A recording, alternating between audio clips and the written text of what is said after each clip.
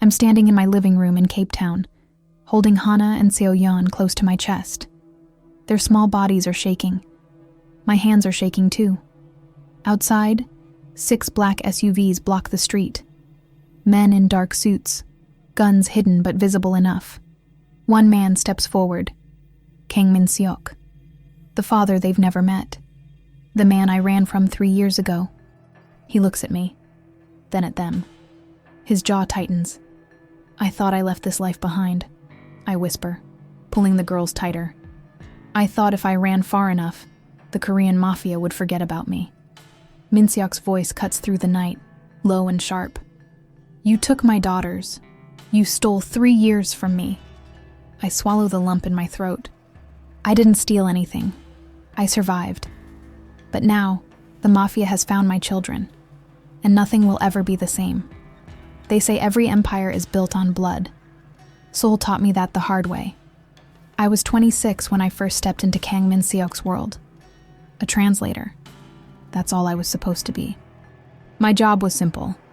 Interpret Korean into English, English into Korean, keep my mouth shut, and stay invisible. But in the underworld, no one stays invisible for long. It started in a high-rise penthouse overlooking the Han River. Glass walls, expensive whiskey.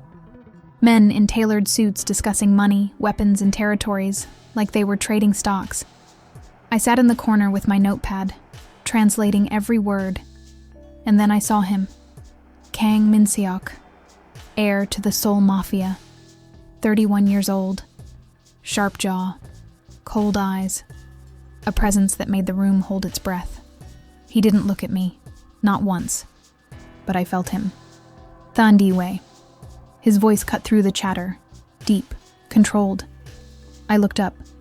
Tomorrow night, another meeting. You'll translate for the Russian delegation. Yes, sir. That was it. No pleasantries. No acknowledgement that I was human. Just orders. I should have known then. Should have walked away. But I was already in too deep. Weeks passed. I became part of the machine. I saw things I can't unsee. Deals made in blood. Threats delivered with smiles. Bodies that disappeared without a trace. And through it all, Min-seok remained untouchable. Until one night. It was late. The meeting had ended hours ago. I was packing my things when I heard footsteps. You're still here. Min-seok stood in the doorway, jacket off, sleeves rolled up. For the first time, he looked tired. Just finishing up, I said quietly. He walked to the window, staring out at the city lights. You're not afraid of me. It wasn't a question. I am, I admitted, but fear doesn't pay my rent. A ghost of a smile crossed his face, barely there. Gone in a second. Smart. He turned to leave, then paused. You're different from the others. You don't ask questions. You don't flinch. Why? I met his gaze. Because I've seen monsters before, Mr. Kang, and they don't all wear suits. Something shifted in his eyes. Recognition, maybe, or curiosity. Call me Min-seok. And just like that, the distance between us shrank. But I wasn't the only woman in his orbit. Ji-eun. Beautiful. Ambitious. Dangerous. She was his mistress, though everyone pretended not to know. She'd show up at the penthouse unannounced, draping herself over him like she owned him. Maybe she did. One night she cornered me in the hallway. You're the translator, right? Yes. She smiled. It didn't reach her eyes. Good. Stay in your lane, African girl. Min-seok doesn't mix business with distractions. I said nothing, but I saw it in her eyes. She knew. She knew he was starting to look at me. That night, Min-seok called me to his private office. The door locked behind me. And when he stepped closer, I realized I wasn't just translating words anymore. I was translating the unspoken, the forbidden, the catastrophic. The mission went wrong. It was supposed to be a simple exchange, documents for cash, clean, quick. But someone tipped off a rival gang. Gunshots shattered the night. I dove behind a car as bullets tore through metal and glass. My ears rang, my hands shook. Then Min Seok was there, pulling me up, shielding me with his body. "Stay close to me." His voice was steady, calm, like he'd done this 1,000 times. We made it out, barely. Back at the penthouse, adrenaline still screamed through my veins. Min Seok poured 2 glasses of whiskey. His knuckles were bruised. Blood stained his shirt collar, not his. "You okay?" he asked. "I don't know." He handed me the glass. Our fingers touched, and everything stopped. "You should go home," he said quietly. "I know." But neither of us moved. The space between us disappeared. I don't know who moved first. Maybe it didn't matter. His lips met mine.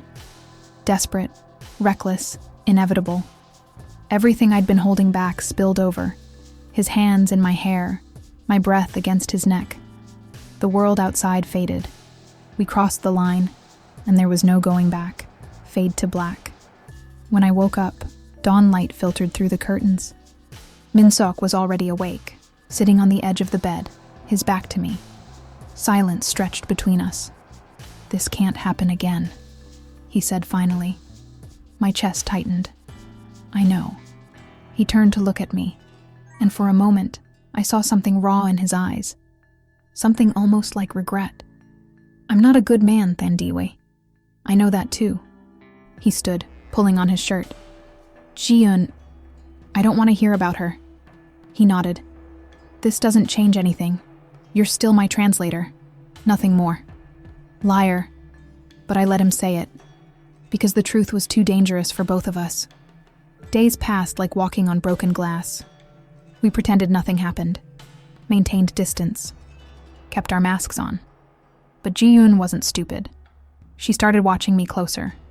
Her smiles turned sharper. Her comments cut deeper. "You look tired, Thandiwe. Late nights?" "Just work." Be careful. This world eats girls like you alive." Threat delivered with a smile. I should have listened. 2 weeks later, Min Seok called me to his office again. I thought it was business. It wasn't. The door locked. He pulled me against him, kissing me like he was drowning, and I was air. I tried to stay away. He whispered against my lips. "I know. This is dangerous. I know." But we couldn't stop. For weeks, we lived in stolen moments. Secret touches. Midnight confessions. He told me about his father's empire, the violence he inherited, the cage he was born into. I told him about growing up in South Africa, the dreams I had before Seoul, the person I used to be. In those dark hours, we weren't Mafia boss and translator. We were just 2 people trying to feel something real in a world built on lies. But reality was waiting. The night everything shattered, Ji-eun walked into his penthouse unannounced. She found us. Her eyes turned to ice, and I saw it. The exact moment she decided to destroy me. I found out on a Tuesday, 2 pink lines. I stared at the pregnancy test in my tiny apartment bathroom, my hands shaking. Pregnant. I did the math. 6 weeks. No. Wait. I took 3 more tests, all positive. Then I went to a clinic. The ultrasound technician smiled. "Congratulations, you're carrying twins." The room tilted. Twins. Min Seok's twins. I walked out of that clinic in a daze. My mind raced. How do I tell him? What will he say? What about Ji-eun? What about the organization? I needed time to think, but time ran out faster than I expected. The next day, chaos erupted. Millions were missing from the organization's accounts. Laundered, stolen, gone. Min Seok's father was furious. Heads would roll. I was in the office when Mr. Choi, Min Seok's enforcer, grabbed my arm. "Where's the money?" "What?" Don't lie. You had access to the accounts. You translated the transactions." "I didn't take anything." But no one believed me. Evidence appeared. Transfers traced back to accounts with my name. Documents I'd never seen. Signatures I'd never made. I was being framed, and I knew exactly who did it. Ji-eun. I found out later, she'd been planning it for months. Fake pregnancy announcement to secure Min Seok's protection. Falsified documents. Offshore accounts. She drained the money, vanished into thin air, and left me holding the knife. When I tried to tell Min Seok, he wouldn't see me. Mr. Choi delivered the message. Boss says you have 24 hours to return the money, or you're dead. I didn't take it. It was Ji-eun. Ji-eun is pregnant with his child. You're just the help. Who do you think he believes? My blood turned cold. Ji-eun had faked a pregnancy, and Min Seok believed her. I had a real pregnancy, with his real children, but I'd never get the chance to tell him. I ran.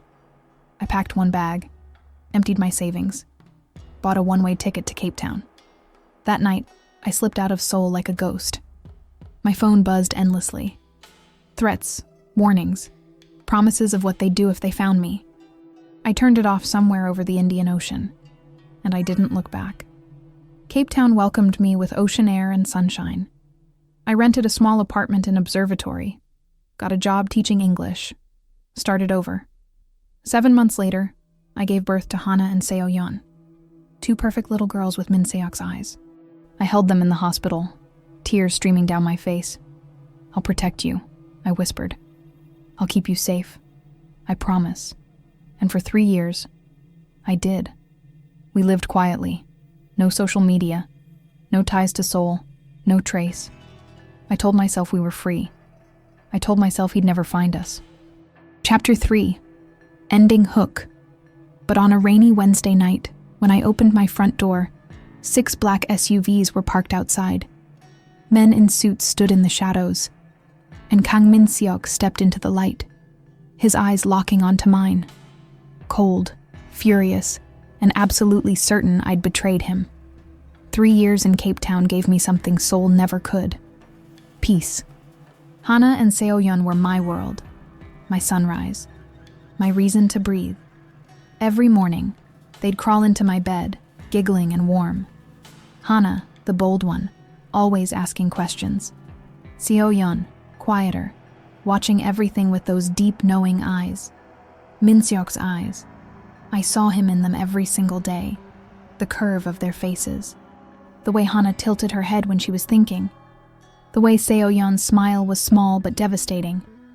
They were half him, half me, all mine. I told myself I'd done the right thing. Running, hiding, protecting them from a world that devoured innocence.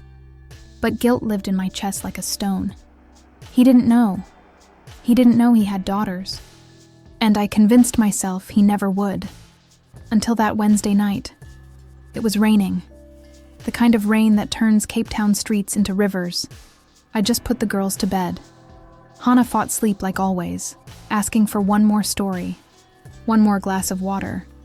Seo-yeon was already dreaming, her tiny hand curled under her cheek.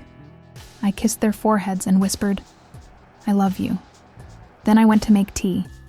That's when I saw the headlights. 6 black SUVs, sleek, expensive, wrong. They parked in a perfect line outside my building. My blood froze. No, no, no, no. Men in dark suits stepped out. Professional, armed, scanning the street like predators. I knew that formation. I'd seen it 100 times in Seoul. Mafia. My hands shook as I grabbed my phone. Who do I call? The police? What do I even say? Then the knock came. 3 slow, deliberate knocks. I opened the door. And there he was. Kang Min Seok. He looked older, harder. His jaw was sharper, his eyes colder. 3 years had carved something darker into him. He wore a black coat, raindrops sliding off the expensive fabric. His hair was slicked back, no expression, just ice. Than Di-wei. Hearing my name and his voice again shattered something inside me. I couldn't speak. He stepped forward. I stepped back. Invite me in, or I'll come in anyway. It wasn't a threat. It was a fact. I moved aside. He walked into my small living room, his eyes sweeping over everything. The second-hand couch. The children's toys scattered on the floor. The crayon drawings taped to the walls. His gaze stopped on a drawing. 2 stick figures holding hands with a taller stick figure in the middle. Mommy, Hana, Seo-yeon, scrawled in clumsy letters at the top. His jaw tightened. Where are they? Sleeping. I want to see them. No. He turned to face me, and the rage in his eyes was volcanic. You don't get to tell me no. Not after what you did. What I did. My voice cracked. You hunted me like an animal. You believed her over me without even asking. You stole from my family. You disappeared. You think I wouldn't find you eventually? I didn't steal anything. Then where's the money, Thandiwe? Where's Jion? I laughed bitterly. You still don't know, do you? Before he could respond, a small voice came from the hallway. Mommy! Everything stopped. Hana stood in the doorway, rubbing her eyes. Her black hair messy from sleep. Her face, Minseok's face in miniature. Minseok turned, and the world held its breath. He stared at her, then at me, then back at her. I watched the realization hit him like a bullet. The age, the features, the eyes. How old is she? His voice was barely a whisper. 3. Math wasn't hard. Seo-yeon appeared behind her sister, quieter, watching the strange man in our home with careful eyes. 2 little girls, identical Korean features. His daughters. Minseok's face went pale, then red, then completely blank. If you're listening to this right now, it's because this story has already pulled you in a little. But what you're hearing here is just a part of it. The full version includes 30 complete stories, no cuts. No ads, just the audio flowing while you listen. The QR code is on your screen now, or the link is pinned in the queue. You. He couldn't finish. Hana walked up to him, fearless. Who are you? He knelt slowly, his hands shaking. His voice broke. I'm a friend of your mother's. Liar. But what else could he say? Seo-yeon stayed by my side, her small hand gripping my leg. Girls, go back to bed, I said gently. But Mommy. Now, Hana. She pouted but obeyed. Seo-yeon followed. When they disappeared down the hall, Minseok stood. His fists clenched, his breathing uneven. 3 years. His voice was deadly quiet. You kept my daughters from me for 3 years. You wanted me dead. Because I thought you betrayed me. I didn't, but you believed her. You chose her fake pregnancy over giving me one chance to explain. He stepped closer, fury and anguish warring in his eyes. You should have told me. When? When your men were hunting me? When Mr. Choi told me I had 24 hours before I was killed? When was I supposed to tell you, Minseok? Silence. Heavy. Suffocating. I have DNA tests in the car, he said finally. We'll do this properly. I don't need your tests. They're yours. I know it. You know it. He looked toward the hallway where the girls had disappeared. Something cracked in his expression. Just for a second. Regret. Loss. Grief for 3 years he'd never get back. I'm not leaving, he said. You can't stay. Watch me. He pulled out his phone, speaking rapid Korean to someone on the other end. Then he looked at me. I'm staying in Cape Town. I'm getting to know my daughters, and we will talk about what happened in Seoul. There's nothing to talk about. Jiun is still missing. The money is still gone. And now I find out I have children I never knew existed. His eyes burned into mine. There's everything to talk about. He left that night, but returned the next morning with guards, lawyers, and a file that would destroy everything I thought I knew. Because Jiun wasn't just missing. She'd been seen. Recently. In Seoul. And she was coming for what she thought Min-seok owed her. Min-seok didn't ask permission. He rented a villa 2 blocks away. His men patrolled the neighborhood. Black SUVs became a permanent fixture on my street. The neighbors whispered. I ignored them. Every morning, he showed up at my door. I want to see them. At first, I said no. Then Hana asked, why does that man keep coming here? How do you explain to a 3-year-old that the stranger at the door is her father? That he's dangerous? That he's also the man you once loved? You don't. So I let him in. Slowly. Carefully. He brought gifts. Expensive toys the girls didn't need. Books in Korean they couldn't read yet. stuffed animals bigger than they were. Hana loved him immediately. Fearless, she'd climb into his lap, chattering about her favorite things. Min-seok would sit there, rigid at first, then slowly softening. Seo-yeon took longer. She watched him like I did, cautious, waiting for the blade to drop. Smart girl. One afternoon, while the girls napped, Min-seok and I sat across from each other at my kitchen table. He slid a folder toward me. "What's this?" "The truth." I opened it. Bank statements, security footage, documents I'd never seen. Ji-eun's face stared back at me from a grainy photo. Seoul. 2 months ago. "She's alive," Min-seok said quietly. "She's been alive this whole time." My hands trembled. "After you disappeared, I had my people dig deeper. It took time, but we found the trail." He pointed to a bank transfer. "Ji-eun created fake accounts under your name. She forged your signatures. She moved money through channels you never had access to." "You knew this?" "Not at first." His jaw tightened. "I believed her. I was compromised. She told me she was pregnant. She cried. She played the victim perfectly. And you believed her over me." "Yes." He met my eyes.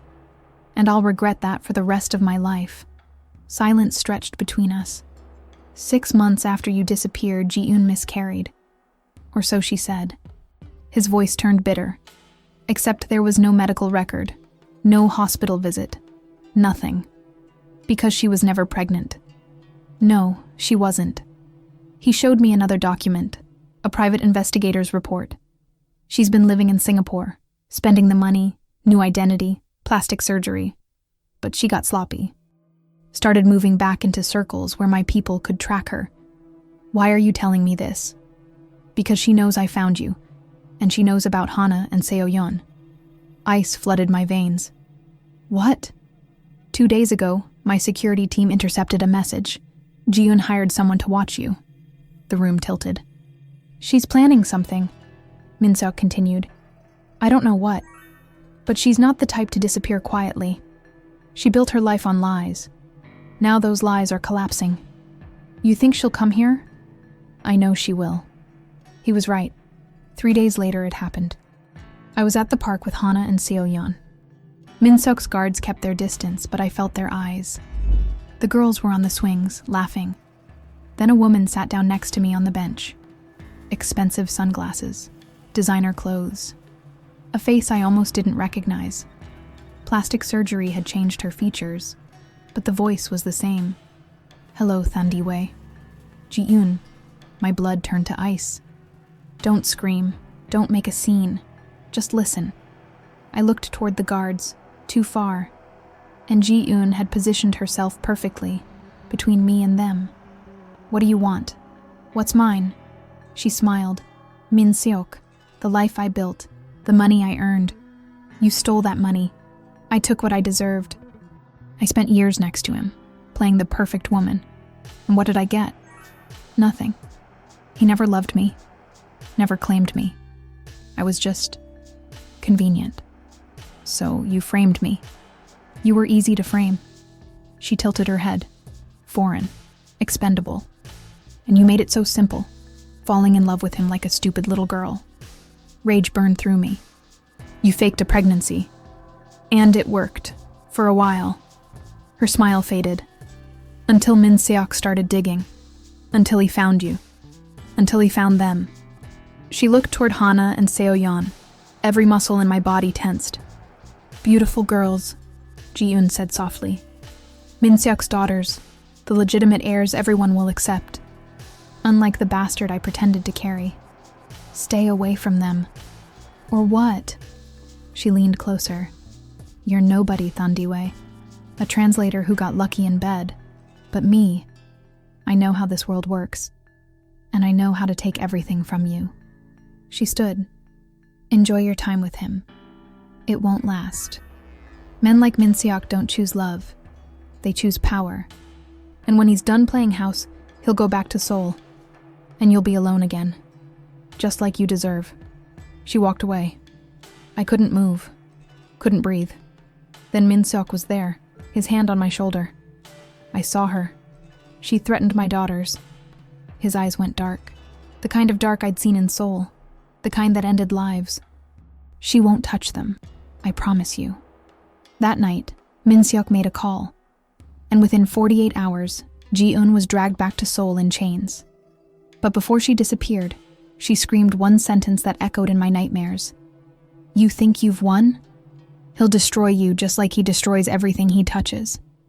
Ji-eun's arrest made international news. Fraud, embezzlement, identity theft, money laundering. Min-seok's organization ensured every single charge stuck. The evidence was overwhelming.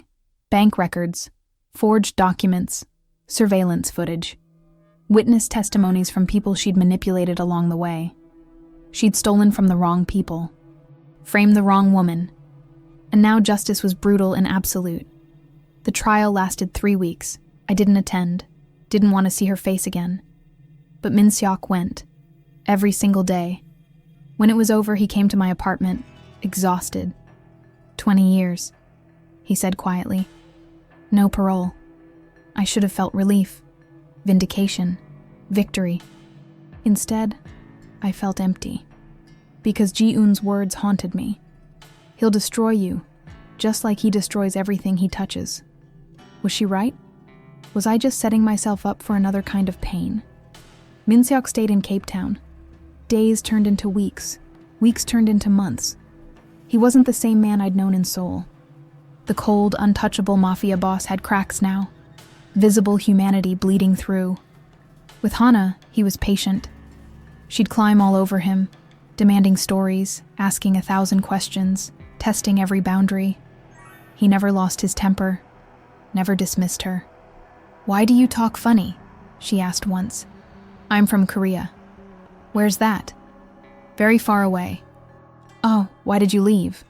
Min-seok looked at me across the room, then back at Hana. Because the most important people in my life are here. Hana beamed. Me and Seo-yeon? You and Seo-yeon.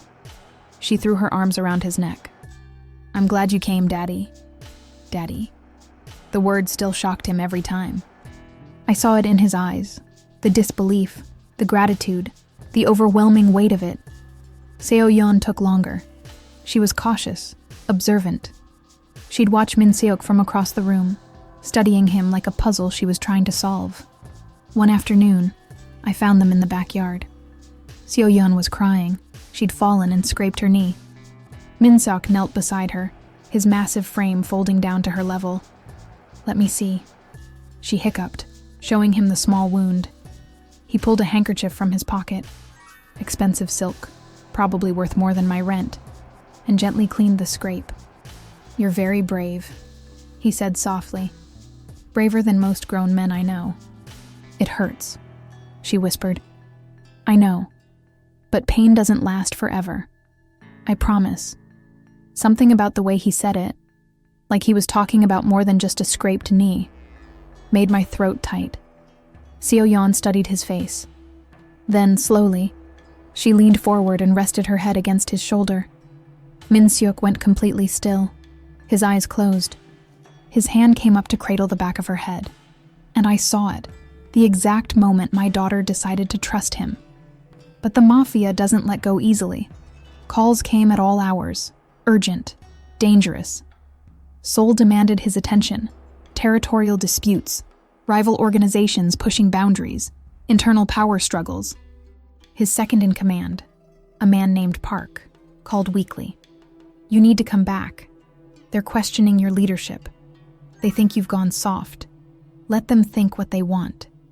Min-seok, I'm not abandoning my family again. Handle it. But I heard the strain in his voice, saw the tension in his shoulders. One night, I found him on my balcony at 2 a.m., staring at the ocean. You need to go back, I said quietly. No, Min-seok, I'm not leaving them. He didn't turn around. I'm not leaving you. Your world is in Seoul. My world is here now. His voice was rough, desperate. Don't you understand? I lost 3 years with my daughters because I was too blind, too arrogant. too wrapped up in my own pride to see the truth. I won't lose more. And what happens when your enemies find out you're vulnerable? When they learn you have children? When they use Hana and Seo-yeon as leverage?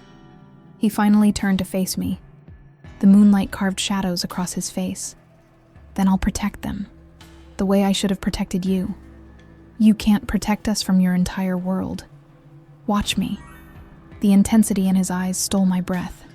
I don't know if I can forgive you, I whispered. I know. He stepped closer, not touching, respecting the distance I still needed. But I'm not asking for forgiveness, not yet. I'm asking for a chance to be their father, to prove I'm not the monster you think I am. You are a monster, Min-seok. You've killed people, destroyed lives, built an empire on blood and fear. Yes, he didn't flinch, didn't make excuses. But I can also be a father. I can be the man Hana sees when she smiles at me, the man Seo-yeon is learning to trust. I can be better. For them. For you. Tears burned my eyes. I want to believe you. Then believe me. 3 months later, Min-seok made a decision that shocked his entire organization. He called a meeting of the Seoul leadership. I wasn't there, but he told me about it later. I'm stepping down. Silence. Then chaos. You can't. This is insane. The family won't accept. Min-seok raised his hand. The room went quiet. I'm not abandoning the organization. I maintain financial control, strategic oversight. But the daily operations, the violence, the politics, I'm done. Why? Park demanded. Because I have daughters now, a family, and I won't raise them in that world. Your father? My father is dead. This is my choice. He walked out of that meeting and never looked back. He bought a house 3 blocks from mine. Not a mansion, not a fortress, just a house. White walls, big windows, a yard where the girls could play. I want to be close, he explained, but I don't want to pressure you. You need space, time. I respect that. Slowly, carefully, we built a routine. Mornings, he'd come over for breakfast. Hana would drag him to the table, chattering about her dreams. Seo-yeon would quietly slide into the chair next to him. Afternoons, he'd take them to the park, push them on swings, build sand castles, teach them Korean words they'd forget by dinner. Evenings, he'd read to them before bed, his accent thick on English storybooks, making the girls giggle. And then he'd leave, back to his own house, giving me space. But I started noticing something. I missed him when he left. 4 months after Ji-eun's trial, something shifted. It was a Saturday. Min-seok had taken the girls to the aquarium. I had the afternoon to myself, the first in weeks. I should have been relieved. Instead, the apartment felt too quiet. I found myself looking at photos on my phone. Min-seok holding Hana upside down while she screamed with laughter. Seo-yeon asleep on his shoulder. The 3 of them covered in flour after attempting to bake cookies. When had this happened? When had he become part of us? That night, after the girls were asleep, I walked to his house. He answered the door in sweatpants and a t-shirt, so different from the designer suits of Seoul. Thandiwe? Is everything okay? I don't know. He stepped aside. Let me in. His house was neat, but lived in. Photos of Hana and Seo-yeon on every surface. Children's drawings stuck to his fridge. A half-built Lego castle on the coffee table. I'm scared, I admitted. Of what? Of this. Of letting you in.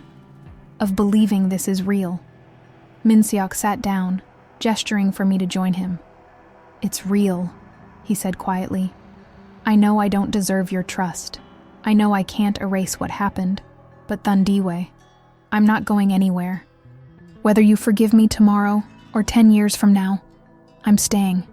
For Hana. For Seo-yeon. For you. What if you change your mind? What if Seoul calls and you realize you miss it? I won't. How can you be sure? He looked at me with eyes that had seen too much death, too much darkness, too much loss. Because I know what it feels like to lose you. and I'll never survive it again. Hana's 4th birthday was the turning point. We threw a party at the beach. Nothing extravagant. Just a few kids from her preschool, some friends from the neighborhood. Balloons. Cake. The kind of normal I'd always wanted for my daughters. Minseok showed up carrying an enormous gift wrapped in princess paper. "What is that?" I laughed. "Open it and see." Hana tore into it with Seo-yeon's help. Inside was a wooden dollhouse, 3 stories, hand-painted, furniture in every room. "You bought this?" I asked. "I made it." I stared at him. "You made it?" "Watched YouTube tutorials. Took me 6 weeks. The roof is crooked, and one of the windows doesn't close properly, but..." Hana screamed with joy and launched herself into his arms. "It's perfect! You're the best daddy in the whole world." Minseok's eyes met mine over her head, and I saw it. Not the Mafia boss, not the killer. Just a man who'd spent 6 weeks building a dollhouse because he wanted to see his daughter smile. That night, after the party ended and the girls were asleep, Minseok helped me clean up. We worked in comfortable silence, him washing dishes, me drying. "Thank you," I said softly. "For today, for the dollhouse, for being here. You don't have to thank me for being a father to my own children. I know, but I'm thanking you anyway." He turned off the water, dried his hands. "Thandiwe. Yeah? I love you. I need you to know that." Maybe you're listening to this while doing something simple. Washing dishes, tidying up, trying to relax. And that's exactly why these stories work. When you unlock full access, you get 30 stories. Over 30 hours of audio with no interruptions. You press play, and the story just keeps going. If you want to continue right now, scan the QR code on your SC. Or tap the link in the pinned comment. What was never said continues there. "I loved you in soul. I loved you when I thought you'd betrayed me. And I love you now. Nothing about that has changed." My heart hammered against my ribs. "Minseok, you don't have to say it back. You don't have to feel the same way. I just needed you to know." But I did feel the same way. Somewhere between the anger and the fear and the careful rebuilding of trust, I'd fallen in love with him all over again.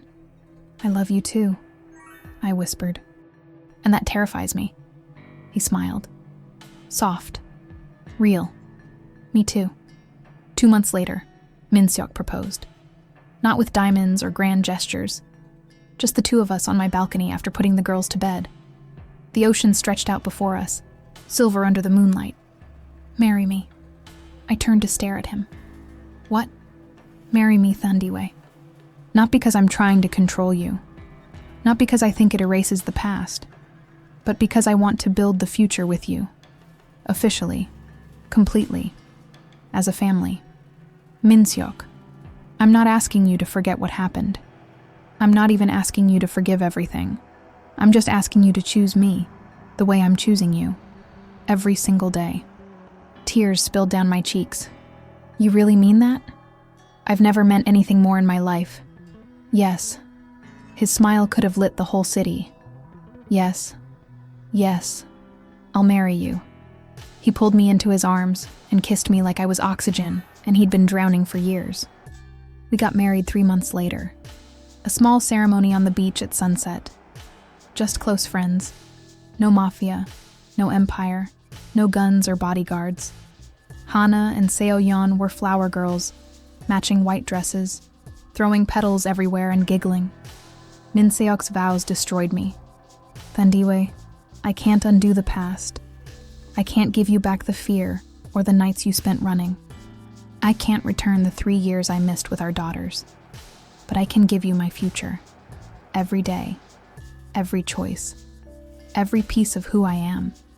You and Hana and Seo-yeon are my redemption, my purpose, my home. I will spend the rest of my life proving I'm worthy of you." I could barely speak through my tears. "Minseok, you were my storm, my chaos, my greatest fear and my deepest love. You broke me, and then you helped me rebuild. You're not perfect, neither am I, but you're mine. and I choose you.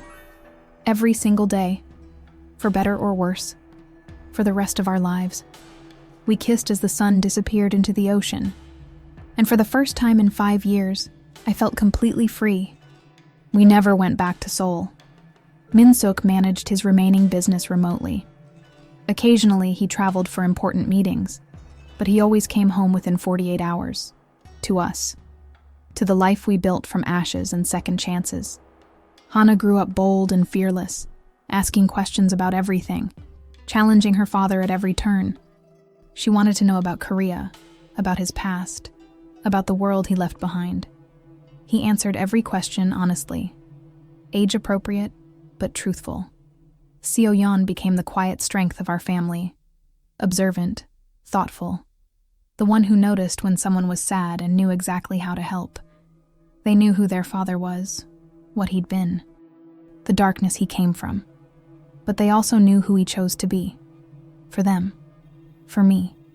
For the family we fought so hard to protect. 5 years after our wedding, we had another baby. A son. We named him Tae-min. Min-seok cried when he held him for the first time. "I get to be here from the beginning," he whispered. "I don't have to miss anything." Our life wasn't perfect.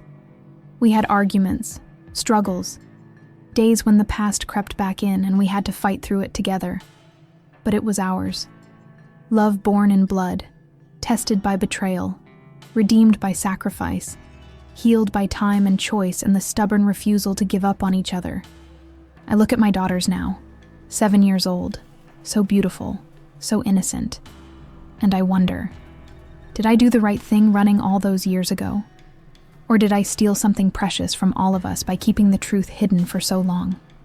Min-seok says the past doesn't matter, only the future we're building. But sometimes late at night, I still see Ji-yoon's face. I still hear the gunshots from Seoul. I still feel the terror of running with my babies inside me, not knowing if we'd survive. And I ask myself, if you were me, would you have forgiven him? Was protecting my daughters worth the 3 years he lost with them? Can love really redeem someone who's done terrible things? Or am I just fooling myself?